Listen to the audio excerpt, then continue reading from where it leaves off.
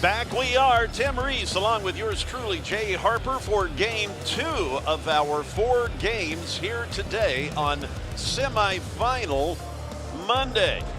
Again, we have got, well, we've already gotten through the first men's game with VolState pretty much blowing out Chattanooga State. In the Game 1, they will go on to face whoever wins our game coming up now between Columbia State and Southwest Tennessee. The number 1 seed, VolState, you know, they've pretty well done what has been expected. I guess you could call Cinderella thus far in this tournament. Southwest Tennessee, the number 11 seed, going up against the number 2 seed, Columbia State, here in just a moment. Will the Salukis throw their slipper here in this particular game? They had that buzzer beater that was somewhat controversial to bring them here, that buzzer beater against Roane State back on Saturday. Let's get the Toyota of Gallatin starting lineups. First for the visitors of Southwest Tennessee. Salukis 10-19 record and 2-0 here in the tournament. Coached by Jarrett Stevens in his 5th year. Assisted by Reginald Hewley and James Williams. Jarrett Stevens is the athletic director. SID is Keith Gentry, President Dr. Tracy Hall. Number 1, Blake Garner. Number 4, Abdul Sacco. Number 10, Cody Hickerson. Number 12, Eric Jones. And number 23, the big shot against Roane State, Jeremiah Hayes. And for Columbia State, the number 2 seed, with a 26-5 record, as they have been coached by Winston Neal for 11 years. He's assisted by Arthur Latham. They're starting 5, number 2, Kenny Ellis. Number 3, Tyron Fisher. Number 20, Tavion Comage. 23, the defensive player of the year, Nate Malosa. And number 24, another first-team all-conference selection, along with Malosa, is Jamison Glass, as the Columbia State athletic program is run by Katie Willingham. Winston Neal's assistants include Tony Sparkman and Larry Jones. President of Southwest Tennessee, or Columbia State, is Dr. Janet F. Smith. Our officials for today's game, James Gibson will be throwing up the opening toss. Grant Tyler and Phil Cudd are his 2 assistants.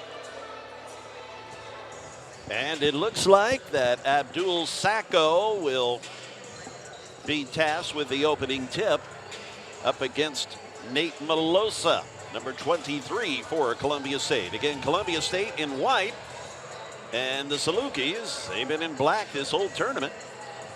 And they, I guess, maybe thinking their good luck jerseys, as they have made it to the semifinals here as the number 11 seed. And away we go. And the hero, so to speak, for Southwest Tennessee, that would be Jeremiah Hayes, coming up with possession after the tip. Here's Hickerson now as he gets it to Blake Garner. Blake spinning with Tevison Glass right there. Jamison in the glasses, number 24 in white. Grant Tyler says jump ball. Tavion Comage inbounding it. Tavion so quick, so fast, and he a steals specialist.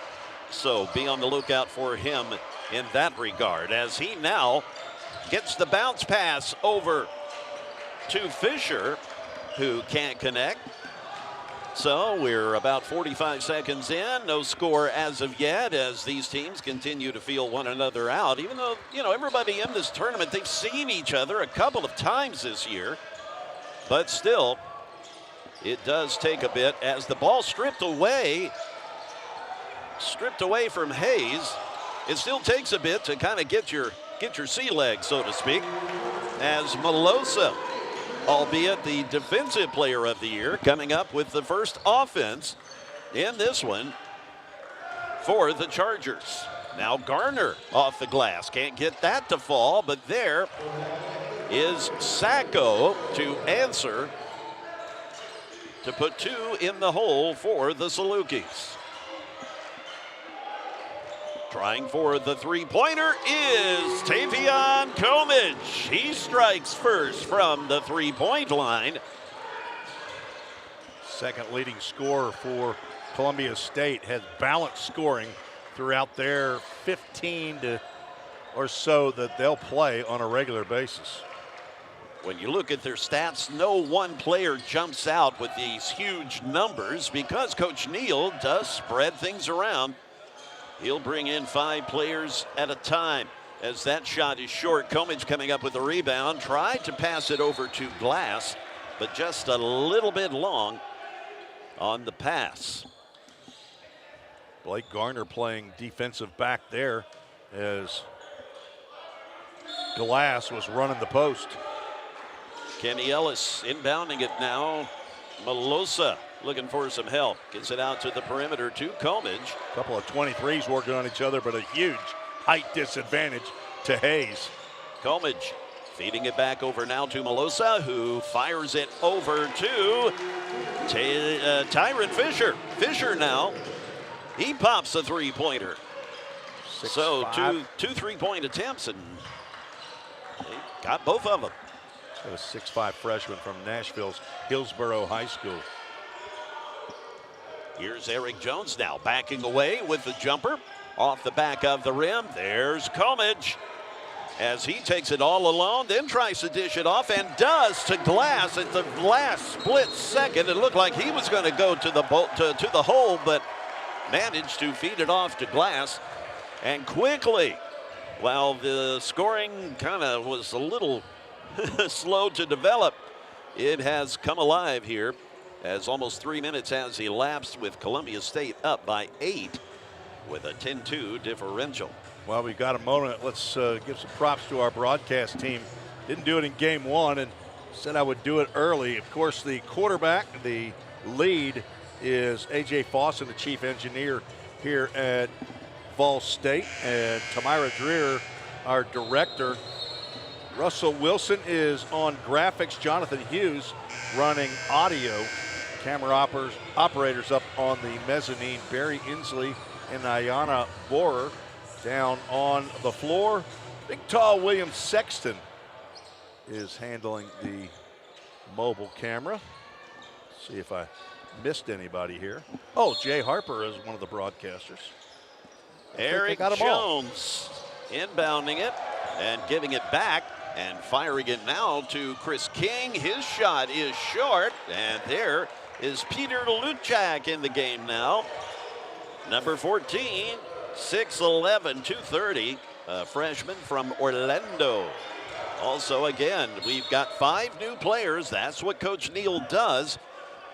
About every 5 to 6 minutes, 7 minutes or so, he will bring in a new wave of 5 players. He does not sub piecemeal. So we do have 5 new players in white as Luchak's shot goes in. Number 35 is J.D. Claybrook. Number 1 is DeCosta Ricks. Number 0, Murray Norman. And who else we got? Arnez Anderson, yes, number 4. Arnez Anderson, number 4, correct. As Norman grabs it, but saves it, but gets it right to Chris King, who says, thank you very much. I'll go ahead and put a couple in the bucket for the Salukis. Wild scramble there for the basketball. Ricks giving it to Norman with Eric Jones there. Now back over to Ricks, who finds Arnez Anderson. Cody Hickerson waving his hands in front of him. Luchak, tallest guy on the floor, number 14. He's getting in the paint now, but stole it away. Eric Jones gets it to King off the glass for 2. Down by 6 are the Salukis now, as DeCosta Ricks brings it across the halfway point. Over to Anderson. Now to Luchak, who gets the little flip over to Murray Norman. Anderson now with a much taller, and I do mean much taller, Sacco. Pass. Beautiful pass from Anderson to Luchak.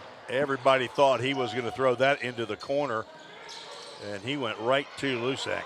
Hayes getting it to Hickerson, who in turn finds Chris King. Chris going among all of the big, tall, white shirts. Chris, not that big of a player. He only lists at 5'11".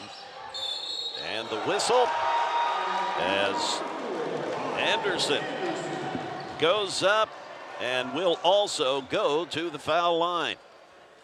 He went where King went, but Luzak met King. And here comes. Didn't meet with enough defensive pressure, and there's the starting five. Yeah, the first five that we saw when we started back out on the floor for Coach Neal. So that would be Glass along with Melosa, Fisher, as that shot is good from Anderson. Comage coming out for Anderson now after he just made the free throw. Kenny Ellis also back on the floor, number 2. Again, hockey reference, this would be lines 1 and 2. Going to wait for line 3 to see how the first part of the game goes. Kuzmi in the game has his pass. His pass is deflected. And rolling on the floor is Tavion Comage.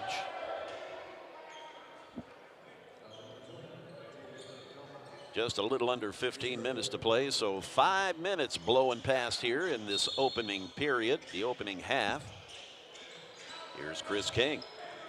Over to Irving, and where did that ball go? I guess it is still Saluki ball. Eric Jones with Tavion Comage there. Eric inbounding it, giving it to Kuzmi. Now back over to Irving. Samarian Irving. He from Memphis, a 6-foot freshman. Now here is Kuzmi, has it batted away. And we have the jump ball call as the shot clock expiring. And we've got all kinds of officials. I think they're going to put 1 second back on the clock. Yeah, and Southwest is going to get the basketball. The white shirts with the green letters, they were all tapping the top of their head. But, yeah, 1 second on that shot clock. And Chris King's shot. The wrong guy to shoot it. Where's Jeremiah Hayes? I was thinking the exact same Jeremiah thing. said a whole 0.3 seconds longer than I had the other day. Kenny Ellis now to Glass around the perimeter, getting it to Fisher. Back to Ellis. Jamison has his pass deflected, and here is Sacco to sock it into the hole and make it 17-8. 14 minutes exactly remaining in the first half.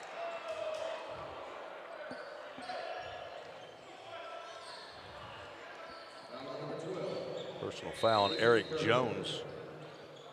Gets the block. Yeah, he gets called, so that'll bring Hickerson back in as Eric will have a seat. Also, Sacco, he's sitting out. Tyson Jones now in the game. The pass to Comage. He pulled, well, he was going to pull up. Everybody in the gym thought that, as that pass slapped away by Cody Hickerson. Quick closeout there by Hickerson, the 5'10" sophomore from Memphis, Tennessee. We don't have high schools listed on the roster.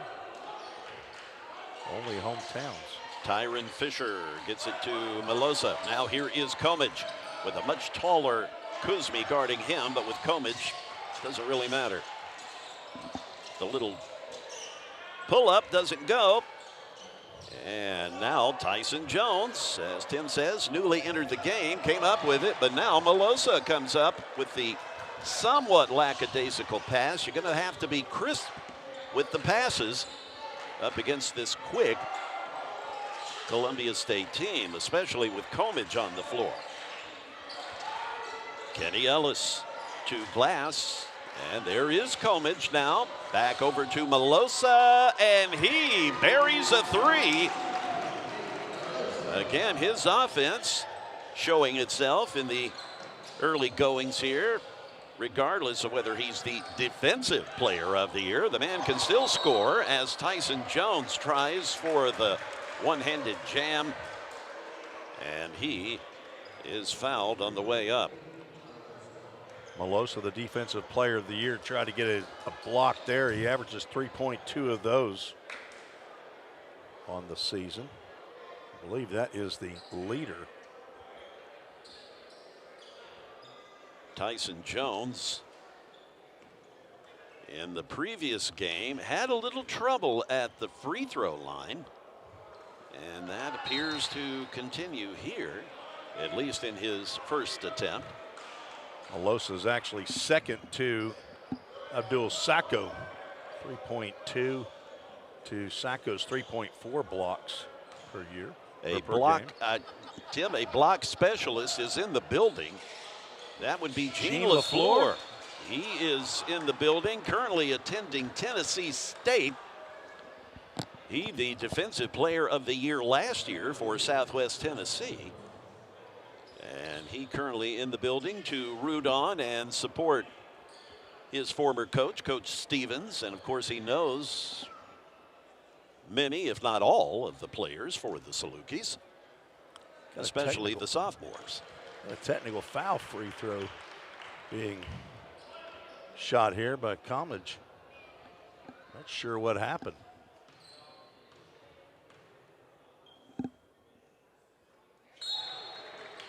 Yeah, really did not see anything very demonstrative on the floor that we would notice, that you would think that perhaps that warranted the technical foul, but it's obvious something happened. Maybe just somebody said the wrong word to someone. Looking on the replay, I can't see either what happened. Comage now gets it to Ellis. Ellis around the perimeter. Over to Fisher with Jeremiah Hayes there.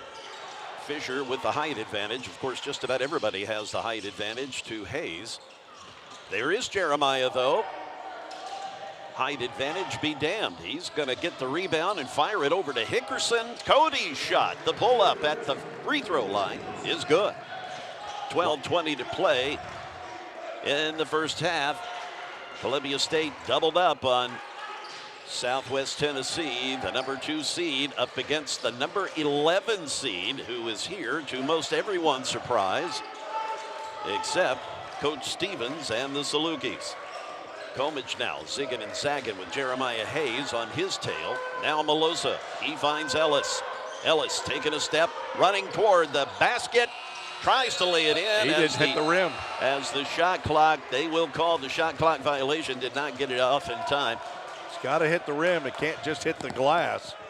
And that's exactly what happened. It hit the glass. It banked off. Another wave of white shirts back on the floor. This will be Claybrook,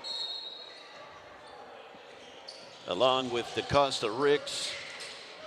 Peter Luchak also here. Murray Norman, number 0. Here's Jeremiah Hayes, though. He gets it to Hickerson. Hickerson with a stutter step. Got 2 white shirts chasing him. Chris King open, but man, that quickly closed up. But Chris's shot somehow manages to fall.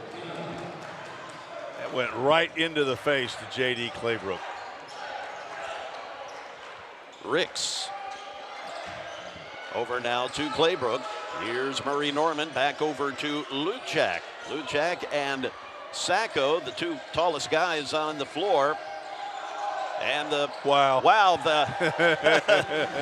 the volleyball match, well, the ball ended up in Luchak's hands, and he's like, wow, look what I got, and puts it in the bucket. DeCosta Ricks going to pick up a personal foul in the reach-in. 6'1", 170-pound guard from right here in Gallatin, Tennessee. It says he's from Goodlettsville, which is about 5 high schools away from Gallatin High School, but a local product. Garner inbounding They've it got now. A 3-on-1. Yeah, here's Hickerson. He just pulls up, though, with Luchak there in his face, about twice as big as he is, but he could not collect the shot as Ricks bringing it down for the Chargers. DeCosta, little dance here and there, trying to Nice save by Norman. Trying to get that pass in, could not do it. Here's Hickerson, and off the foot of Josiah Marsh. Marsh, number 22. Here's Anderson now bringing it down, looking over at Coach Neal, who is giving commands. Anderson tries to weave through the defense. Blake Garner comes up with it, and there is Marsh to tap it away.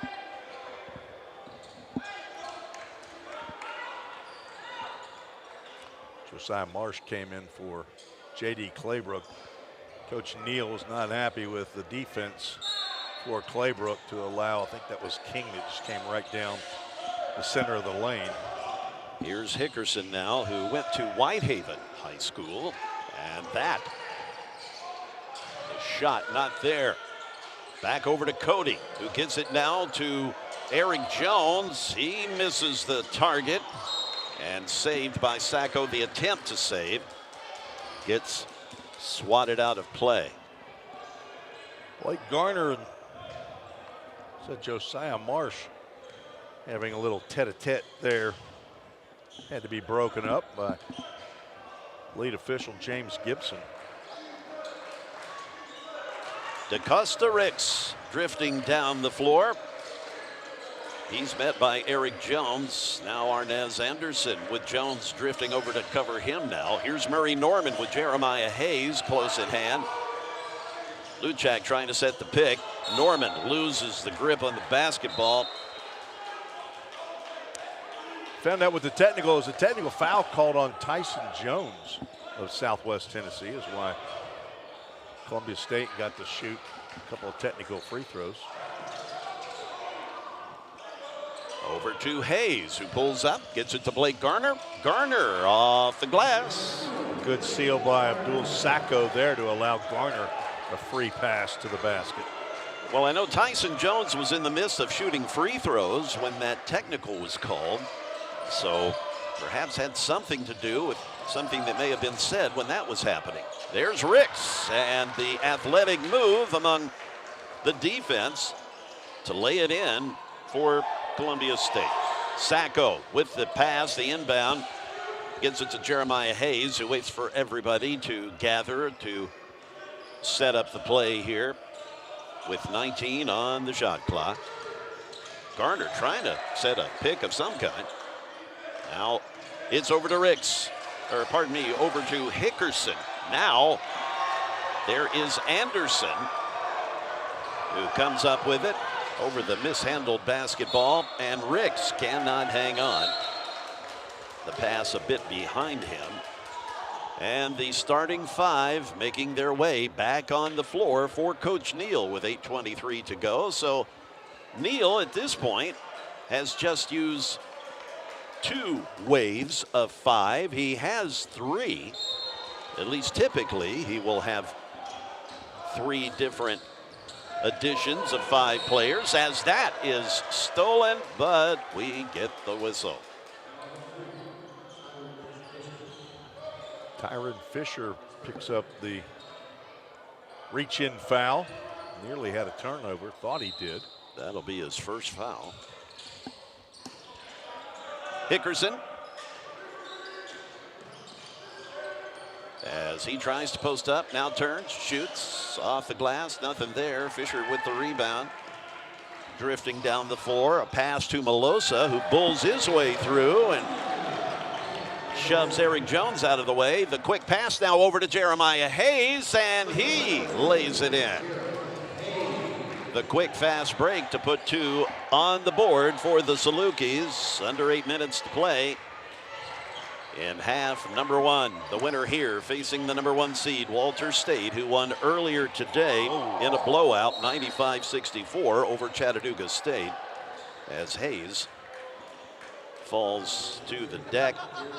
He thought Melosa was going to go right up and was going to try to block a shot, but Melosa hesitated, went to the other side, missed the shot. Hayes landed on his backside. Chris King is waiting to check in for Coach Stevens. Here comes Christopher. He will let Jeremiah Hayes take a breather.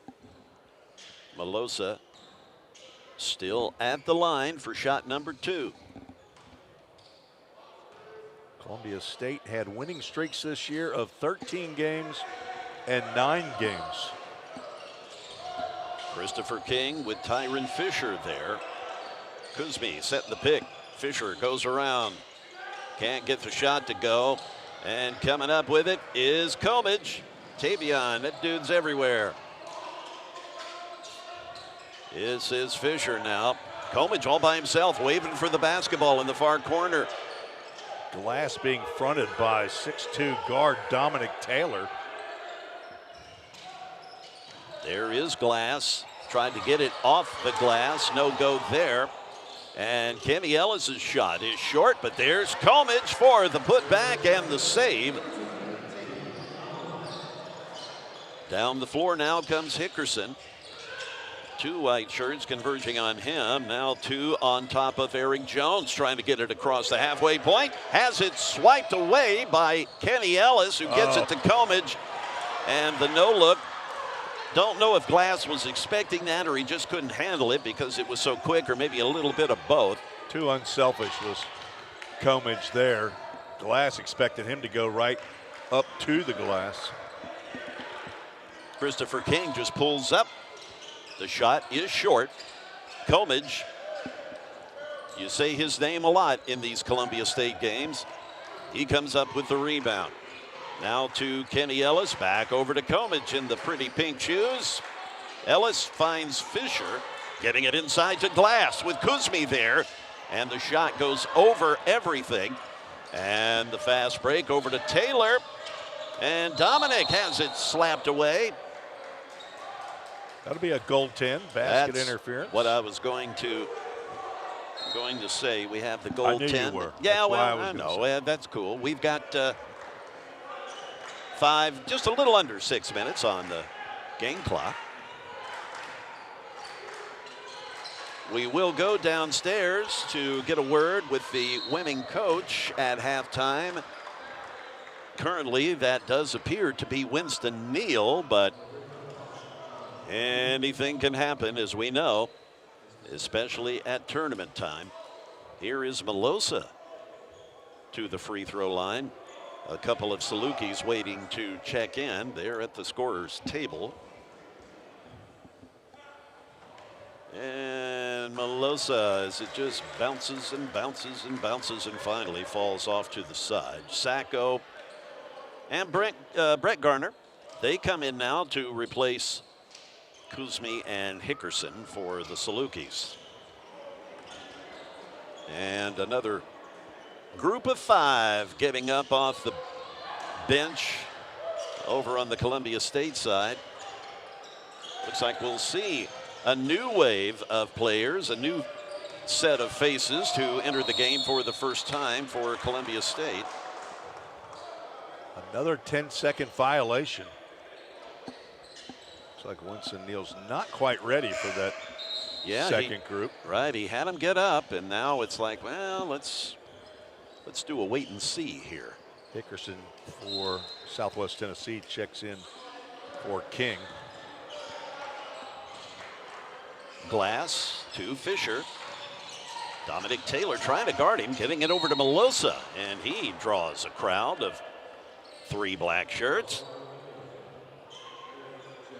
I think Winston Neal wants to put him in to start on defense. He's now sending them to the scorer's table. This is where they were the last time, Melosa, but he didn't do his part. He didn't sink the last free throw. And there it is, and here come the reinforcements. We've got Josiah Marsh, along with Mike Terry, TJ Ruffin, Torian Reeves. Who else is out there, Tim? Antonio Ward. So this is basically squad number 3. Melosa again. Some of these stay in. No, he's going to be lifted. There's Melosa going out now as TJ Ruffin is in. But out of all these guys, the only one we've seen thus far has been Marsh, number 22. So 4 fresh faces now in the game with 5:18 remaining in this first half. Hickerson managed to get it away to Garner. Garner over the timeline as he zigs and zags, gets it to Taylor. Now here is Hickerson, one of the playmakers for Coach Stevens. Cody sees a lane, tries to lift it up, gets it swatted away by Ruffin. Down the floor flies Antonio Ward, number 7. Antonio listed at 6'1". He's from not too far from here, Hermitage, Tennessee. Dominic Taylor guarding Reeves. Now here is Marsh with the ball in his hands. 7 on the shot clock. And trying to get a clean shot. It wasn't clean, but it worked. Mike Terry, a freshman from Americus, Georgia. He listed at 6'6", 230. Big guy. Oh, and falling to the deck is Garner as he was trying to pierce the lane. I don't have a number 12 on my roster. It's a little slow for the scorers table live stats to have a number 12, and I don't have a number 12 showing up or a TJ Ruffin that has played for Columbia State this year. Nothing on the stats. Well, so not sure where you got it. The ball is ticked away, and the lay-in. I do believe that is Malik Curry, number 12. I do recall Malik in earlier games this season, so I believe that would make sense. Well, we've got another issue now. They were checking the scorebook down there right before the game. I saw Coach Neal looking at his coaching staff looking at the scorebook. Well, it was Jason from the scores table. You recall walking away, not sure what's going on. We had an issue with Darnell C., in his number and not being on the roster.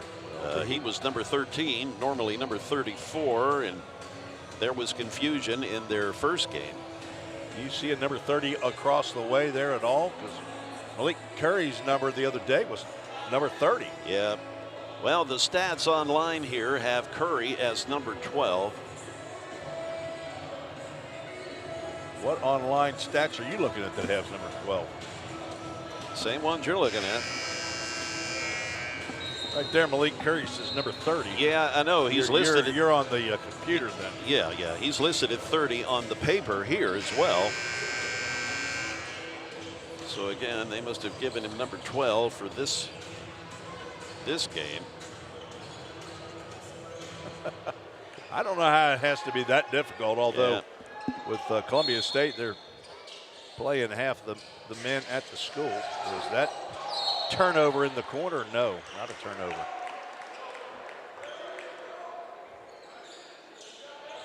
I do recognize Malik. Again, I've seen him, a couple of other times this year. I'll go with that then. And the paper's not working for me. That does look like him. Yeah, I know, man. I got the paper too, but again, looking at the Presto Sports stats here, I do believe that they have it correct as Curry, number 12. Jackson State, I'm sure, would be happy to have him. He is from Jackson, Tennessee. Went to Jackson Northside High. Listed at 6'8", 207. Chris King has 2 white shirts chasing him. Now he pulls up, gets it over to Garner. Coming up under 4 minutes to play in this first half. Chris King pulls up. Can't get that shot to go. There's Garner. He had a hand on it for a moment. Then Sacco grabbed it, got it back over to Taylor, and now it goes out of bounds, out of play. And it looks like Reeves will inbound it.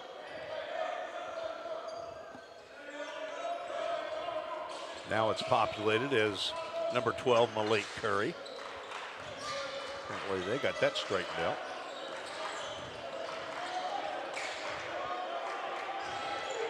This is team number 3. They've been out there a decent amount of time. Yeah, which is a little unusual for team number 3 for Coach Neal. He usually doesn't have them out there quite that long. Garner chasing down, we believe. Malik Curry's shot is right at the buzzer and off target. That's going to get the starting 5 off the bench. Nope. It's going to be team number 2. Team number 2. And giving the rebound, Mike Terry. And down the floor comes Antonio Ward, giving it to Marsh. And he falls, and he feels like, looks like he's in a little bit of pain as he winces. I think he just kind of hit his knee on the floor.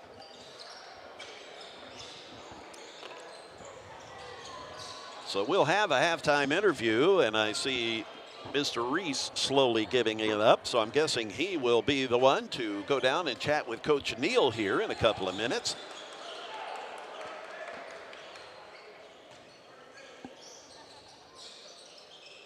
The inbound pass from Kobe Bryant. Yeah, who do you think he's named after? Number 15, Kobe Bryant with the ball in his hands. Moving around the perimeter now and giving it now to Garner. Garner looks for a lane, pulls up, can't make the shot. Arnez Anderson grabs it as DeCosta Ricks receives the pass from Arnez. Anderson getting it over to Ricks. Now Ricks' pass, and Murray Norman's shot, no good. As Ricks not able to save it. That will have Blake Garner go to inbound it now for the Salukis. Blake to Tyson Jones. The pass picked off by Murray Norman. He's looking for some help. Some white shirts run down to the other end of the floor as Arnez Anderson draws the foul among all of the black shirts. And Kuzmi will get up now to check in for the Salukis. Under 2 minutes to play, 1:54.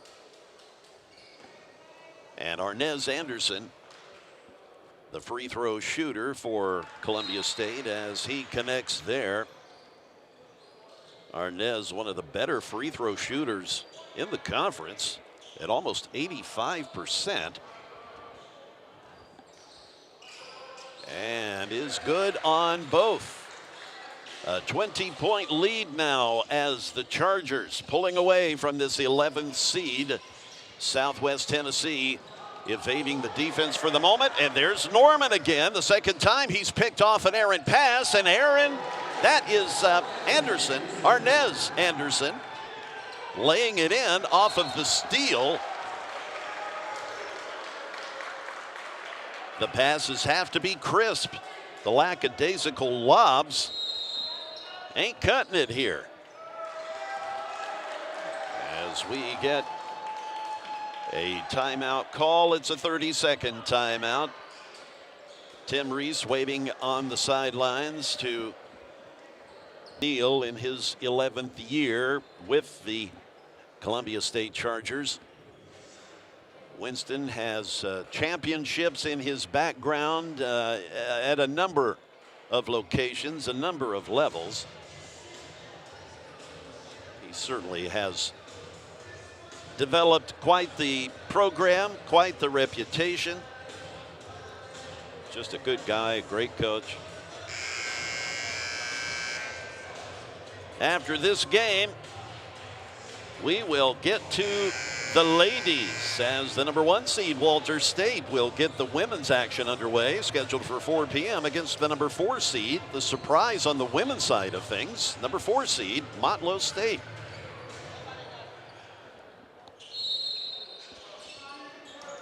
Anderson inbounding it, giving it to DeCosta Ricks. Ricks drifting, but then flipping it back over to Murray Norman. Anderson was thinking about a 3, but then Kuzmi comes flying in. And the steal as Blake Garner comes up with it for the Salukis. Now drifting down, Christopher King. Chris goes baseline, tosses it up off the glass. Murray Norman, after it's tapped a number of times, eventually comes up with it. And the pass across the way to DeCosta Ricks. Ricks trying to pierce through the defense. That didn't work. Blake Garner there. That did work as he is able to lay it in with Murray Norman on his tail. Under a minute to go here. Up by 20 are the Chargers. Murray Norman. Now here is DeCosta Ricks. That off the mark. Claybrook grabs it and gets it over to Anderson. Coach Winston Neal emphatically barking at his players to get moving here. 7 on the shot clock, and Murray Norman almost had the 3, but it's a 2-point shot as the clock, no shot clock, the game clock now at 11 seconds. Down the floor comes Chris King looking for that final shot. And Luchak was there with the big 6'11" and outstretched arms, but the shot was able to be made and almost banked it in, did DeCosta Ricks, as time does expire in this first half with Columbia State up by 20. And Tim Reese trying to get to Winston Neal, but Winston Neal apparently not having any of it. He is not happy, which is rather unusual for Coach Neal to show that much emotion, but that is the case. So Tim will, I guess we'll try perhaps at game's end to have a chat with the winning coach. We're going to step aside. It is halftime here in game number 2 of the men's action, and actually game number 2 for all of the action. We'll have women's action coming up at the conclusion of this one. But we're going to take our halftime break. We'll be back shortly. This is the VolState Sports Network.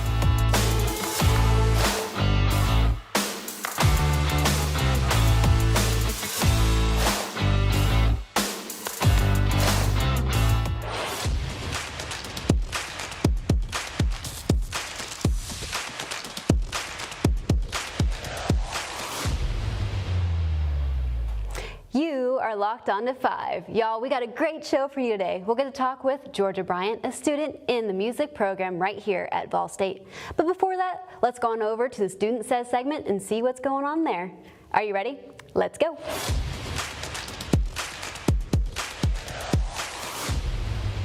Hi, I'm Rox, and this is the Student Says segment of 5. And today we're asking, what are you doing over spring break? I'll be working at Kroger's all spring break, but hopefully I'll be able to go somewhere else instead of work. This week over spring break, I'm going to be dog sitting, a lot of dogs, and hanging out with friends. Over spring break, I'm going to be going on a mission trip. I think it's like 3 days. One of my friends invited me, so that's going to be fun. Over my spring break, I'm probably just going to be working a whole lot. Be spending time with my mom, and I'm very excited about it. I'm studying for an anatomy lab exam and working. I'm going to Cancun with my family. Well, for spring break, I'm actually going to England. And I wasn't really in charge of planning everything. It was my family and my parents and my sibling. Because it's their like graduation trip. Gonna hang out with friends and also study for my exams that I'm gonna have.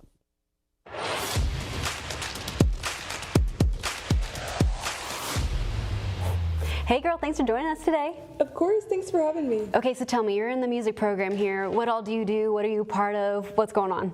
So I'm a music AFA major, so I take a lot of like private lessons and do a lot of ensembles, and I also have a lot of music theory and ear training classes. Okay. That kind of makes up the majority of the major. Okay, cool. So like, are you a singer? Do you play instruments? Like, what do you do as far as in the music? I'm mostly a singer. I've been writing songs since I was like 5 or so. So I play like a little bit of piano to accompany myself, but my voice is my main instrument. Yes. There you go. I was talking with Ben Graves, our professor here earlier, and he was telling me that you're part of the jazz ensemble. Like, tell me about that. I am. This is my first semester doing it, but I've really been enjoying it.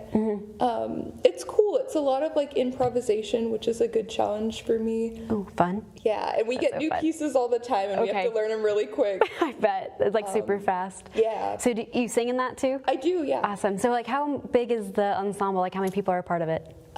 This semester we have a pretty big one. I think it's 13 or 14 students. Oh, wow. But sometimes it's only like 8 or so. Okay, that's pretty cool. Like like what instruments are a part of it? Like what makes up the whole group, I guess? Well, it depends on the semester. Yeah. But we've got a couple vocalists. We've got a drummer. We've got a sax player. We've got 2 trumpet players. And then we've got a few guitarists, a clarinet player. Okay. And we've got a pianist too. Oh, perfect. Okay, so like how do you become a part of the ensemble? Like how'd you hear about it? I know about it because of the department I'm in, but I think non-music majors can be in it too. Okay. And you don't have to audition for it. You can just sign up. Oh, perfect. So if any other students wanted to join, they could? It's called the Commercial Music Ensemble. Okay. Good to know. Okay, one last question. This is my surprise question for you. This is so random. If you could be a dipping sauce, what dipping sauce would you be? Ooh, I'm actually not a big sauce person. Not a big sauce person? No. Maybe a seasoning? Ooh, tahini. Tahini. Perfect. Well, thank you so much, Georgia. That's all we got for you. Thanks for having me.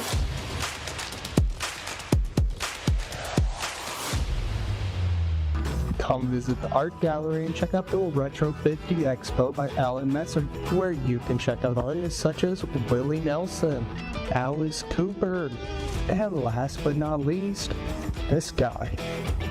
Hey nursing students, did you know they sell scrubs in the back corner of the bookstore? They come in 2 colors, black and navy blue, and in sizes from extra small to 3X. Need a snack? Come by the bookstore and grab a bite to eat.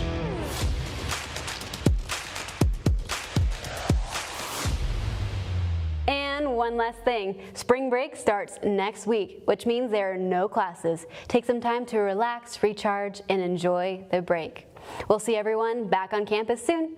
Well, that's all we got for you for 5 segments in 5 minutes. Please don't forget to like and subscribe to this YouTube channel. I'm Jessica Meyer, and y'all have a great spring break.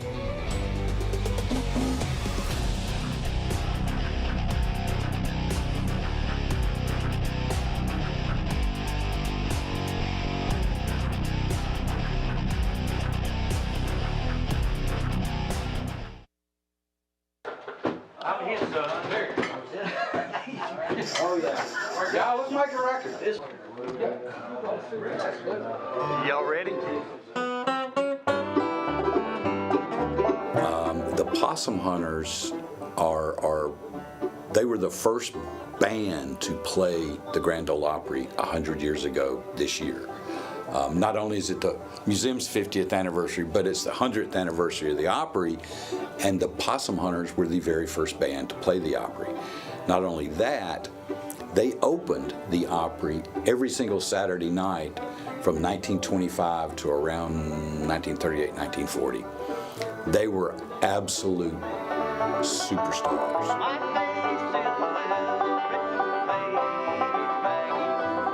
I'd go back to my great-granddad, who was also with the Possum Hunters when his Uncle Monk played for him. My granddad was Martin Presley, George Martin Presley, and they called him Shorty. And if you ever saw a picture of him, he wasn't much bigger than the banjo that he played. But I remember as a little kid sitting around with him. You know, of course, he passed away when I was still young, but I still remember hanging out with him in the yard, and that's all he loved to do. He still, till his old age, till his dying days, that's all he wanted to do was play the banjo. As a matter of fact, that's his banjo back there behind me. We got to play that on this album. Luckily, I put a few things back on it because it was missing a head, and I had to make it playable again. But that's still the original, roughly 130-year-old banjo back there that he learned to play on. My uncle, he tells a story that he was asked to join the Possum Hunters, but he turned them down and suggested that my uncle Monk, as he was known, his name is Noel, that he might want to play with them, and he did. Now I'm on the board of directors of the Sumner County Museum, and we're having a night at the museum. And this band, this bluegrass band, local bluegrass band, who I'd seen before called the Lugnuts, were playing there that night as entertainment. When you go in the museum, if you look up on the wall, one of the first things you'll see is this massive picture of the possum hunters from the late 20s. The Lugnuts that night were playing underneath the photo of the possum hunters, playing a possum hunter set list. And I'm standing across the room at this point listening, tapping my toe, and it's February. I need a project for the spring semester, and the light bulb went off. It's like, I'm going to record that. I knew it was daunting because I wanted to do a whole album. I jumped right in. I went to the museum and gave them my idea. I said, I can record it in the studio. If everybody's on board, we'll make this record. Museum loved the idea. Then I went to Steve Beischer, head of the department here.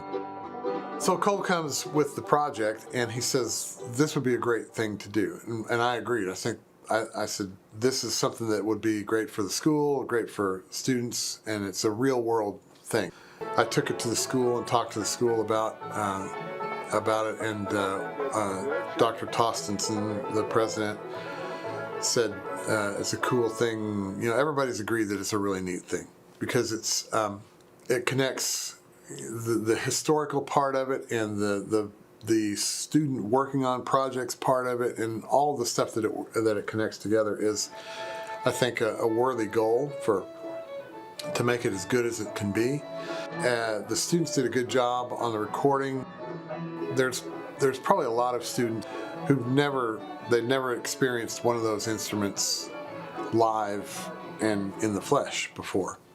So those instruments were great to have them say, well, here it is. This is what it does. This is what it does. Here's where the sound comes. Here's how it's played. And they can take those techniques sometimes away or put them into a project that they're working on, or say, hey, what if I put a mandolin on my rap track? What's that going to be like? Hey, why not do it? See what happens. I've spent a lot of my career with two phrases, what if and why not. It's like, what if we put a mic up here? Why not? Well, do it. See what it sounds like. If it's good, cool. If it's not, then you don't have to use it. So all of those things apply because as they're learning things, like all these pieces of gear here, until they actually come in and turn the knob, I can talk about what this knob might do all day, but until they actually turn it and go, oh, now I understand. The whole point of the program is to come out with portfolio material, because in the real world, especially on a hands-on or a creative thing like this, like engineering or producing or something, the first thing you'll be asked is, what do you do? And you can say, this is what I do. And since it is a real world project, it's not a theoretical, I did this for a class. It's on the market. It's for sale. My name is on it. Maybe it goes and wins Bluegrass Album of the Year. Who knows? Then you have that accolade to your credit.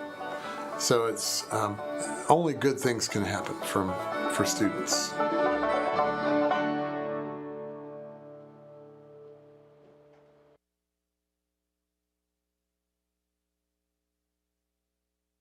Man, thanks to that Baldwin personal price you gave me, I was able to scoop me up some new kicks. Really? I like those. You look like you're ready for a marathon now. On second thought, we're always looking for some fresh talent. Have you thought about going back and playing? Really? Man, have I ever.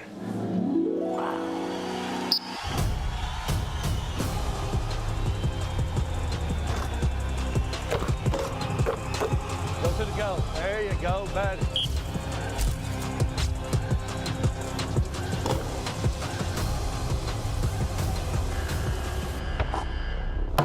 Jake.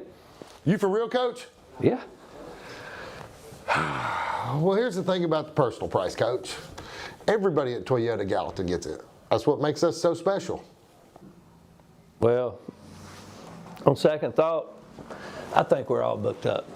Come on, Coach. For real? Give me a shot. We'll pass. Oh, come on. Wow.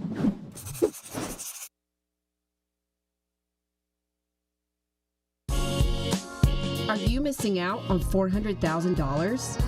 A 2-year degree from VolState can increase your earnings by 17% a year. Discover your true potential in technology, business, healthcare, sciences, or the arts. Find what you've been missing. Find it at VolState.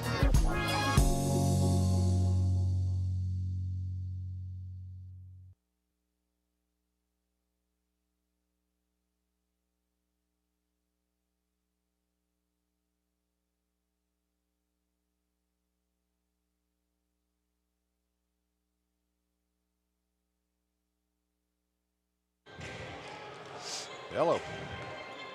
Anybody there? Hey, guess what? We're on. Didn't hear. I guess no we're on. countdown. Yeah, surprise. Surprise. Second half about to begin here with Columbia State and Southwest Tennessee. A 20-point deficit. Southwest finds themselves down, so they're going to have a big second half to be the Cinderella of this ball. Yeah, and the 62% shooting for Columbia State compared to the 30-some-odd% shooting for Southwest Tennessee. I mean, you know, let's face it, that that ain't going to win you many games. So the opportunities that Southwest Tennessee's getting, and they are getting the opportunities, they're just not making the shots.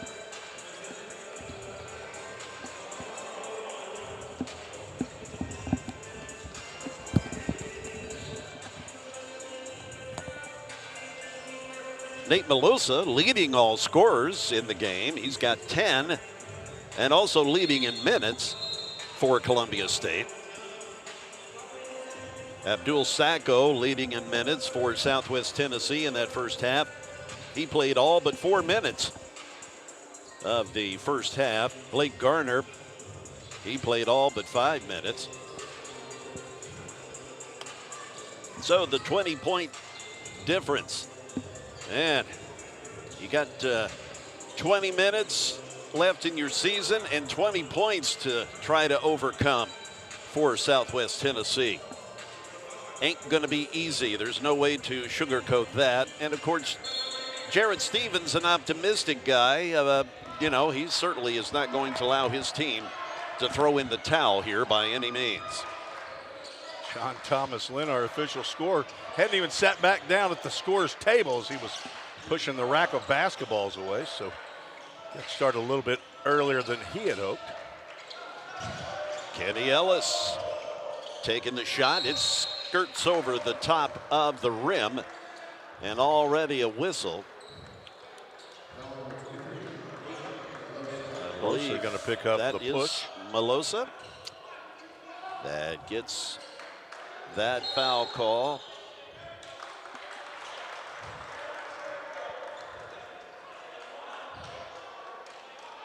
So I guess they started a little earlier than. No, they've changed possession here. Not sure what happened there. But Tavison Glass is what happened. He just easily laid it in. Jeremiah Hayes, he's being trailed by Kenny Ellis. Hayes trying to get it into Sacco. That didn't work out too well as the pass intercepted. And hey, returning the favor is Blake Garner intercepting the pass. Trying the alley-oop, but that was not executed. Abdul Sacco was there waiting. And just didn't execute the alley-oop. That's pretty much all you can say there. Tyron Fisher with the ball. Gets it to Comage now. Tavion taking the three-point shot. It's a little bit long, bounced around for a moment, but eventually falls away. Went back and looked at the replay on that to see what the issue was. They called a foul on Melosa.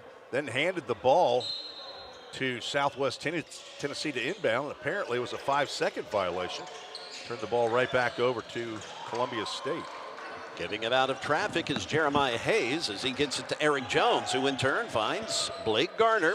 Garner in some traffic, flipping it over to King. They work it around the perimeter now. Eric Jones back out to Hayes. Comage there to come up from behind. Hayes able to get it to King. King shot no good as Tavison Glass collects it off the glass and underhands it to Kenny Ellis. Ellis now to Comage. Back over to Kenny. He loses the grip on things. Here's Christopher King. Comage chasing him. King pulls up, can't get the shot. And we have a whistle, I believe, before the shot. I think it was on the shot, and I believe that King's going to go to the line, but those are shots that have to be made for Southwest to get back into this game. Yeah, to even get close. And maybe another miracle could happen, but they're going to need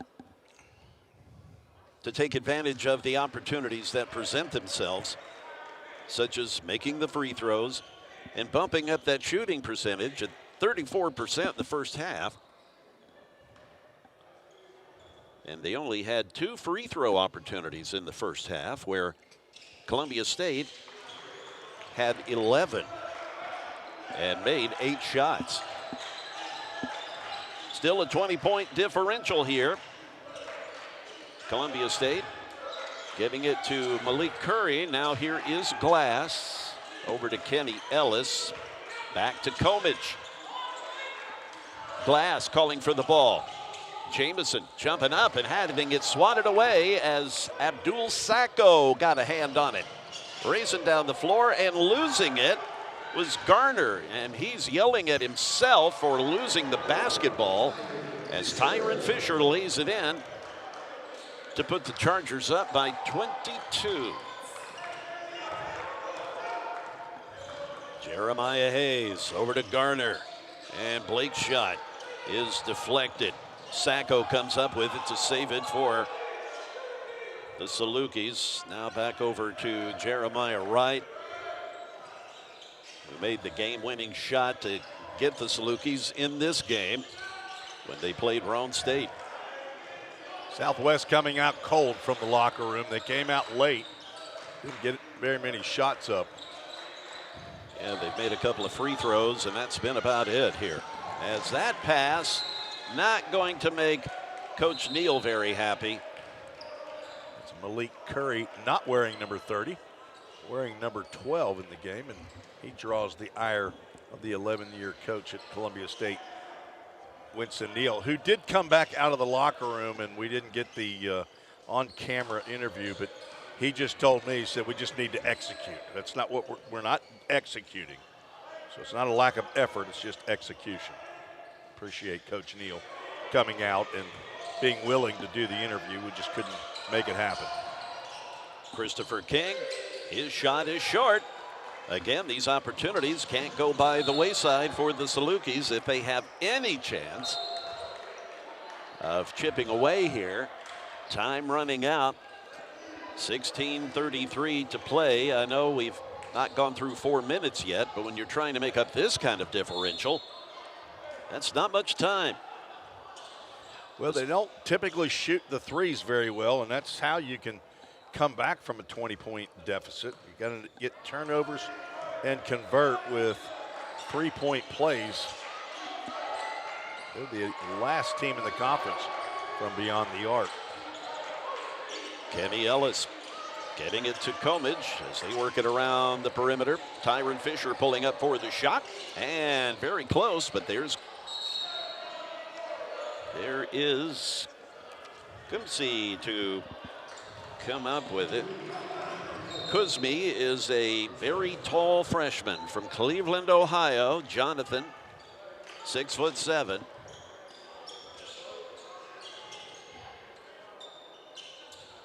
And a new group of folks coming in for Coach Winston Neal. And this is a missed shot by Kobe Bryant. Yes, you heard that correctly. It's easy to see who his parents idolized. Here's Anderson getting it now to Murray Norman, number 0. Norman back over to Anderson, who evades Kuzmi. Now getting it to Ricks, and his shot is good. That, a three-pointer. Eric Jones being surrounded by white shirts. He finally gets it over to Bryant, but I think he did step out. We're going to call a foul on Murray Norman. Little push there. Again, the old Humpty Dumpty dilemma. Did he fall or was he pushed? Columbia State doubling up on Southwest, 50-25. So the Salukis just digging into a deeper hole here since the beginning of the half.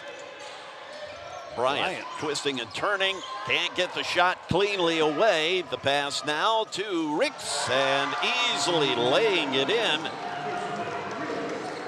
Really turning it on again are the Chargers, perhaps on their way to meet Walter State tomorrow for the championship. That would be the number 1 and number 2 seeds, just the way they drew it up, if this game continues the way it currently is. J.D. Claybrook and Abdul Sacco dancing on the left side of the lane. That shot spins out, but there's Eric Jones to retrieve the offensive rebound, but nobody gets it offensively off the boards this time as Claybrook grabs it and shovels it over to Ricks. Murray Norman getting the long pass across the way. Now back to Arnez Anderson. Anderson looking around, seeing where can I go? How about here over to Ricks, who gets it in the paint to Claybrook. Now back out to Anderson, who charges baseline, and he is quickly swamped. Abdul Sacco coming up with it. Not known to be a ball handler, but he does come down with it before he feeds it over to Bryant. Sacco setting the pick. Bryant pulls up for a three-point attempt. Actually, I think he was across the line. Makes no matter. He doesn't make the shot. Murray Norman, he'll try a three. And that is a bullseye. Kobe Bryant's going to pick up the foul. Murray Norman's going to have an opportunity for a 4-point play. This is Kobe's first appearance of the tournament. Did not play in either of the first 2 games. Cleveland State game or the Roan State 3-point win. I did see him play a bit against Cleveland State. In the regular season, right? Correct, correct, yes, in the regular season. But admittedly, he does not seem to get a whole heck of a lot of playing time. He is a freshman after all, enlisted at 6 foot. He will inbound it here. Gets it to Hayes, and he gets it out of traffic, gets it over to Taylor. Dominic trying to get out of the way of DeCosta Riggs. Finally does. Gets the ball now to Hayes. Jeremiah pulling up for a 3 and buries it. That's the first 3-point made field goal as head coach Stevens calls it timeout. It'll be a 30-second timeout. That is 5 points now for Hayes after the 3-pointer. The finals tomorrow at 2 p.m. from right here inside the Pickle Fieldhouse on the campus of Volunteer State Community College. Walter State, already one of the participants. They had a 95-64 victory over Chat State. Columbia trying to get back into that championship game again for at least the second year in a row. They won the championship a year ago and went to Kansas in the national championship. Lost their first game, I believe that was against Triton College. There's the brackets as A.J. Fossner, chief engineer, and director Tamara Dreer have updated the men's bracket there. The women's bracket is, we'll show that in the women's 2 games that follow here. Walter State women will also participate. They'll play in the 4 o'clock game against Motlow State And then the nightcap Cleveland State women against Columbia State. To see who plays in that finals tomorrow right here again at 4 p.m. 20 games in 5 days. This is game 16, right? That we're in at the moment. Luchak now giving it to Norman. His three-point attempt just off target. Retrieving the rebound is Irving. Samarian's shot is a little bit long. Ricks coming up with the rebound. Really, there were no Salukis up under the rim to get the rebound. They were all hightailing it down the other end of the floor after the shot. As Anderson lost his positioning on the court. I think the strategy here for Coach Stevens would be, hey, let's get a three up as quickly as we can, and that's why they're going to hover around. As that pass goes into the backcourt, hover around the three-point arc. Tyson Jones back in the contest. Here is Hayes spinning with two tall white shirts around him. Jeremiah's shot not there. Murray Norman coming up with the rebound and getting it to DeCosta Ricks, who jogs down the far side. Now to Claybrook. Claybrook bumping and grinding, finally dishing it off to Ricks, who stepped out. Neal now giving Arnez Anderson an earful.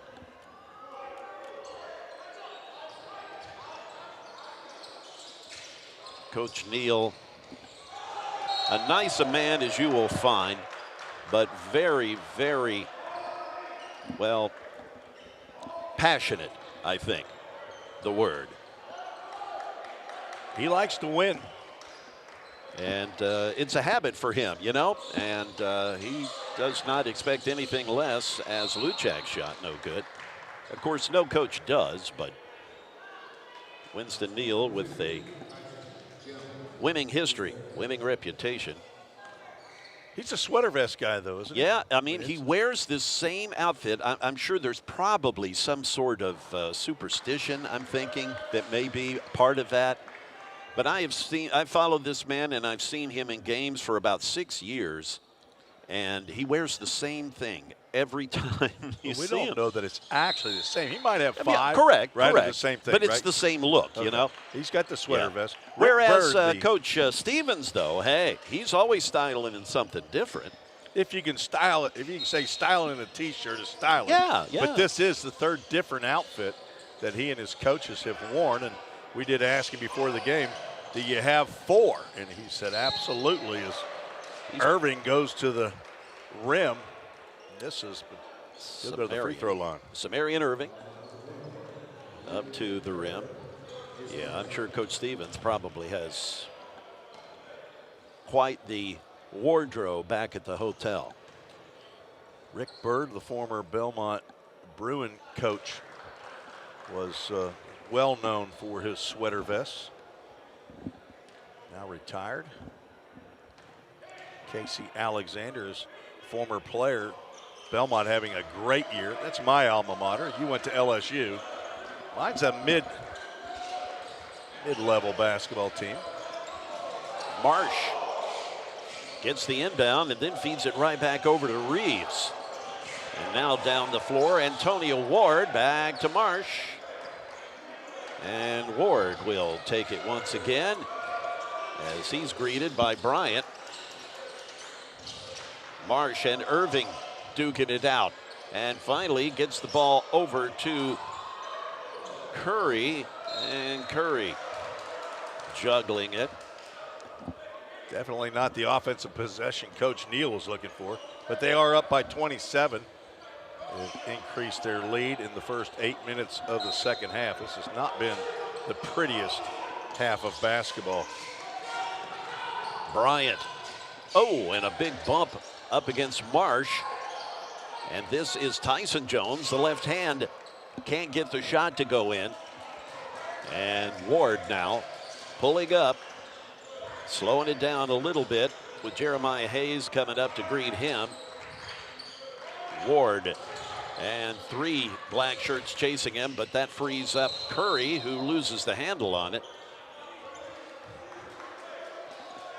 Taylor knew that he had stepped just a little bit too far back, went across the end line.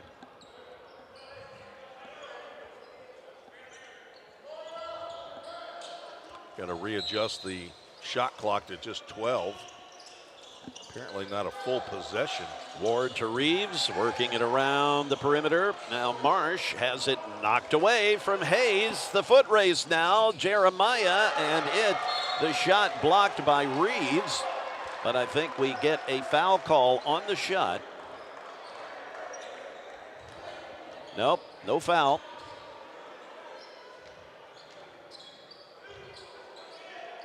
Coach Neal's going to want to go with his reserves as long as he can to give the starting 10 basically a rest day to get ready for Walter State. That's my thought. I mean, good grief, you're up by 27, and Southwest really not giving much of a threat to that large lead at this point. Reeves zigging and zagging, getting it over to Marsh. He'll try a 3. Not there. Curry grabs the kind of an assist, if you will, as he more or less a big long arcing pass as he grabs it, puts it in. Tyson Jones giving it to Dominic Taylor. Hayes back over to Bryant. Small players on the floor for Coach Stevens. Again, I think, as you said, Tim, he's probably looking for some guys that can pop some 3s, perhaps, to get them back in this thing. But that strategy not being executed at the moment as Curry loses it.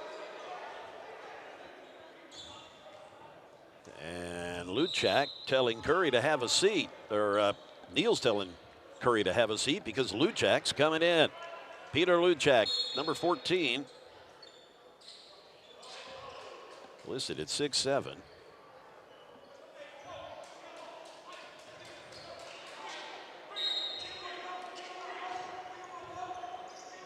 Curry taking a walk somewhere. I don't know if he's going to the trainer's table or what. Might have some blood on his jersey. Yeah, he is certainly walking over there and sitting on the table. He doesn't seem very happy, certainly. Irving now racing down the floor, gets it to Garner. Eric Jones in the far corner, hoping for the ball, doesn't get it. Irving now gets it to Eric Jones, who comes over to the top of the key. Now he works his way on the far corner, dishes it off to Hayes, who backs away now. Taking way too much time in the shot clock. Yep. You can't waste the time. You need to, if you're going to take a shot to score, take it and go. Coach Neal's seen all he needs to see from this group right here. He's not at all happy, as that was a turnover after a shot missed by Southwest Tennessee, a steal, and they couldn't pull down the rebound. So a lot of things happening right there.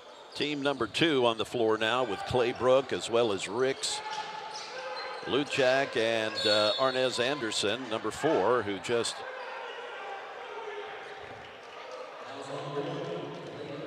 like Garner. Yeah, okay, Garner gets it. Well, anyway, Arnez Anderson on the floor, along with Murray Norman and Luchak, DeCosta Ricks, and Claybrook, who's inbounding it now. And Murray Norman comes up to get the inbound.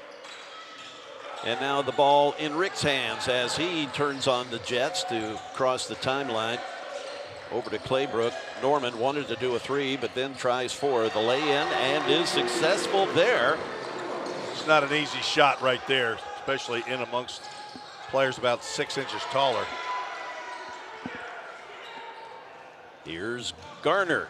Blake getting it to Kuzmi, who's in the game. A bit of height for Coach Stevens on the floor now in the form of Kuzmi, with Luchak in there at number 14 for the guys in white. trying to match up with him. Pulling up now is Eric Jones. That shot off the back of the rim, saved by Claybrook.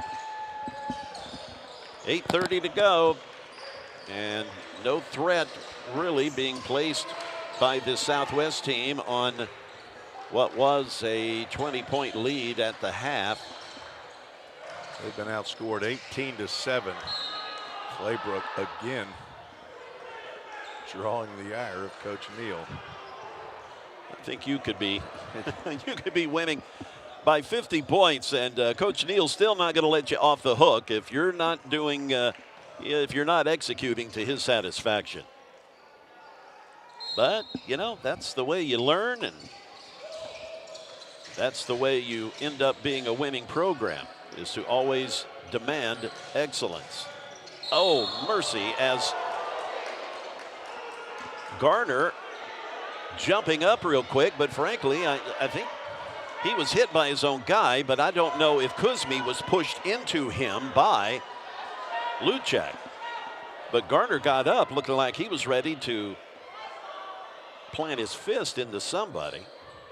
He goes over now to Coach Stevens, who puts his arm around him to calm him down. And, you know, look, son, it ain't worth getting kicked out over. I just looked at the replay of it.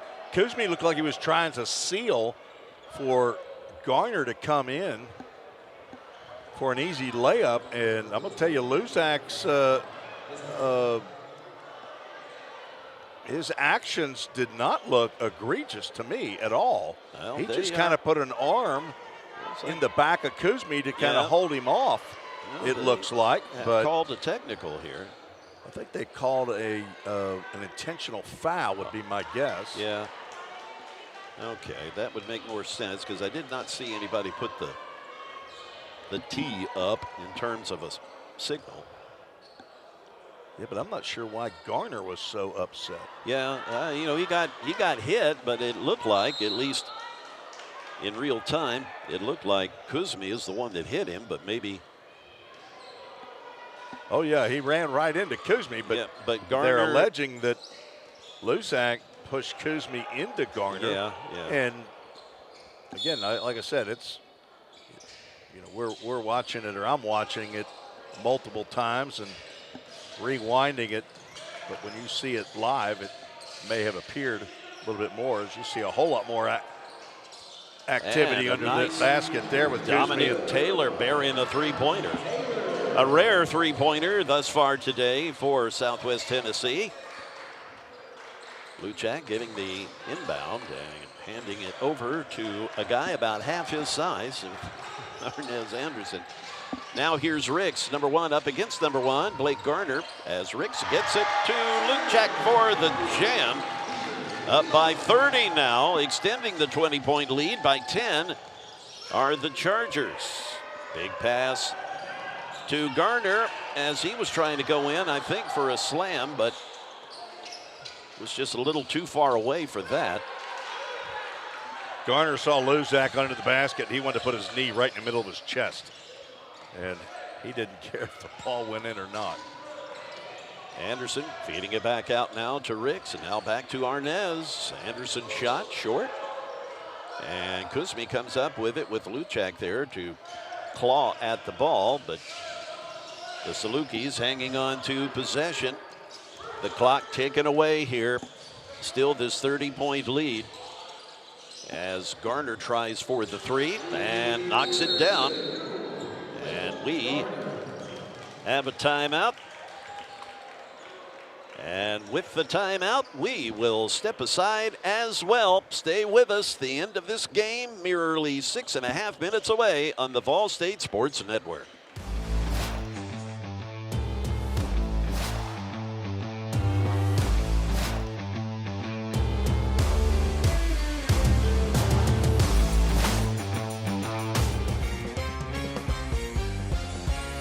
A degree in criminal justice can help you find the exciting career that you've been looking for.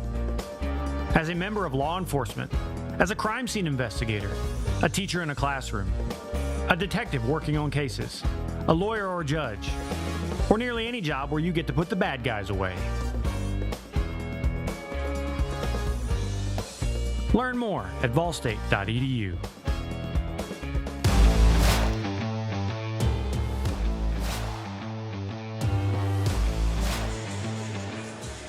Well, we are looking at, almost a 30-point lead. Columbia State with a 30-point lead here a couple of moments ago, but they have this one well in hand. It certainly appears that it will be a number 1 seed up against the number 2 seed come tomorrow for the championship. The TCCAA for the men. Southwest Tennessee just been cold shooting here today. At the half, they were only shooting 34%, and it really has not improved. In fact, it has dropped to about 25% on the game. Starters now in the game for Columbia State. Get them another feel. Tyron Fisher nearly has it picked. As Comage gets it over to Kenny Ellis, one of the starting 5. Kenny now up against Dominic Taylor, and Chris King comes in to help. Fisher finds Comage in the near corner. He pulls up past the 3-point line to take a shot, trying to get it off before the shot clock went. And another shot rattles around. The putback doesn't go, but a rebound, though, from Malosa. Comage and Glass teammates collided there, but Malosa gets the loose change. King now. Traveled. Yeah, and when you're 5'11", and you're just doing anything you can. Pretty brave. He went right on in that lane, and I know. He didn't have any problem tooling around in there.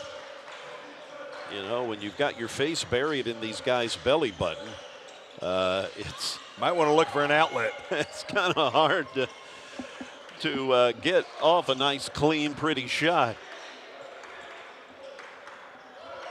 Kenny Ellis directing traffic, in no hurry here as the shot clock under 10. And heck, he took an extra step there. No whistle, and Hayes, all right, they do call the travel. I know Hayes was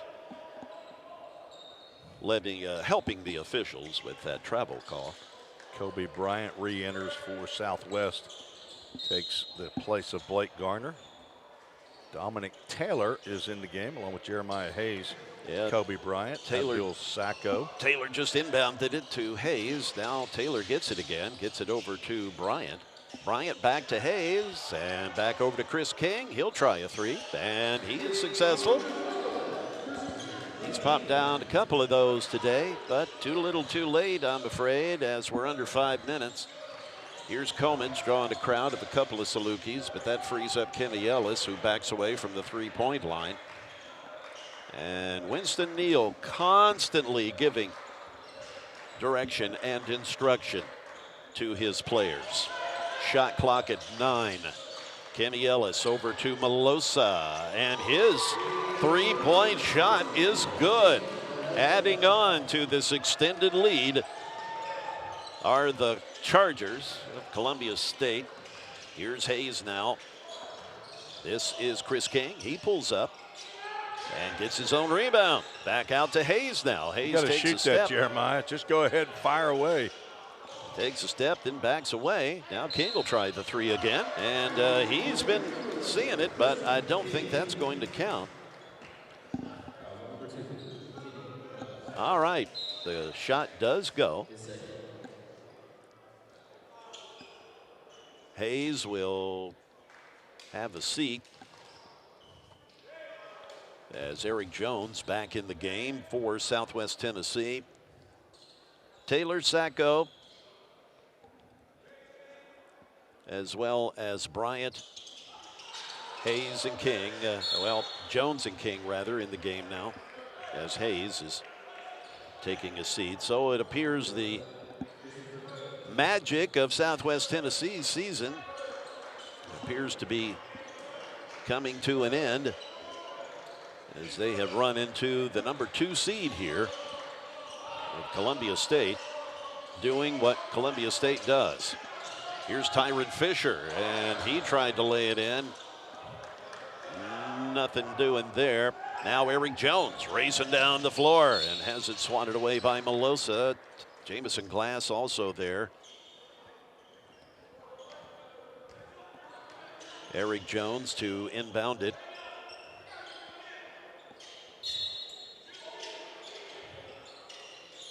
Bryant for a three. And it is good. So an inbound and a shot. You need more quick triggers like that. Again, I think it's going to be too little too late here at this juncture. 13 on the shot clock. Again, really slowing things down are the Chargers. Still got the starting five out there for Coach Neal. Tavion Cummage, his shot is good. Right at the shot clock buzzer. Eric Jones feeding it over to Dominic Taylor. Taylor sliding it over to King.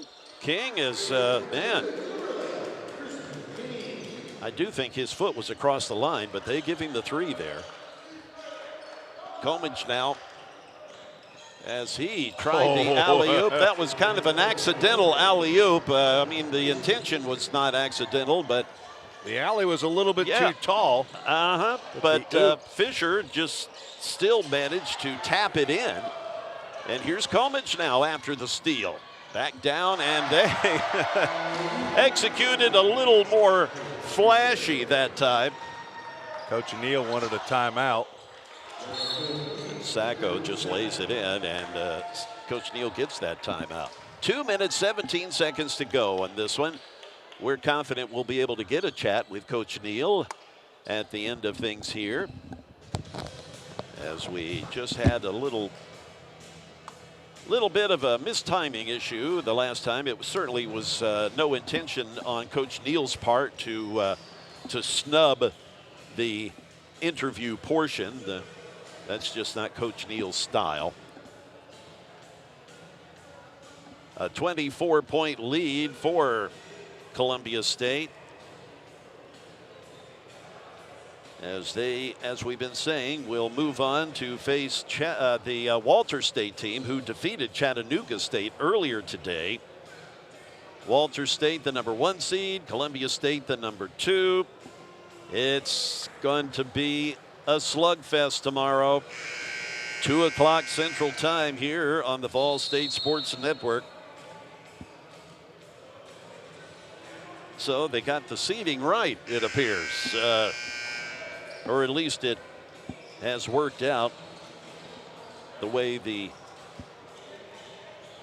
seeding worked out.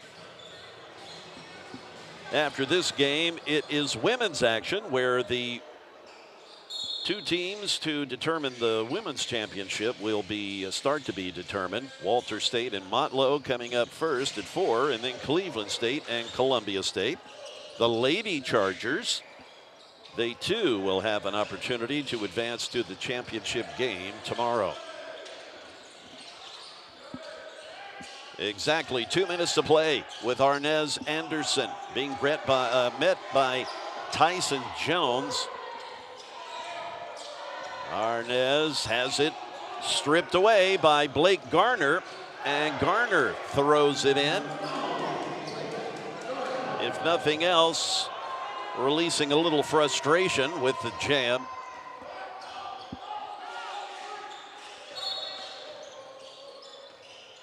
And we have another timeout, I believe. Nope.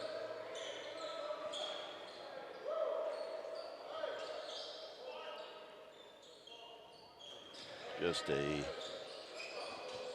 change of possession here. The inbound, Arnez Anderson gets it over to DeCosta Ricks. Ricks back to Anderson.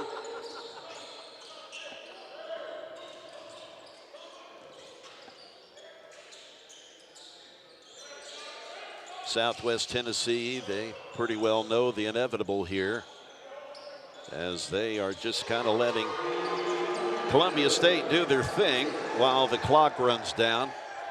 Here is Jeremiah Hayes. So a handful of players. This will be their last moments for Southwest Tennessee. One of those players, the gentleman that is handing the ball off to the referee, Tyson Jones. He a sophomore. Blake Garner, Abdul Sacco, along with Cody Hickerson, Eric Jones, Jeremiah Hayes, all of them sophomores, as their career with Southwest Tennessee comes to a close for Coach Stevens. As Columbia State, they are still on a mission. When I interviewed Coach Neal after their last game that they won here at the tournament, he had mentioned that he doesn't even have to give pep talks to his guys as Hayes pops a long shot. He said the sophomores on his team, they want to win. They lead by example. They lead in the locker room. Again, he says he does not have to concern himself with pumping up his team and getting them motivated. Here's Hayes now as he darts through the defense, gets it over to Eric Jones. Jones' shot no good. And here is DeCosta Ricks as time expiring, and we get a quick foul here. And some players are going to take the floor for Coach Stevens as their season comes to a close.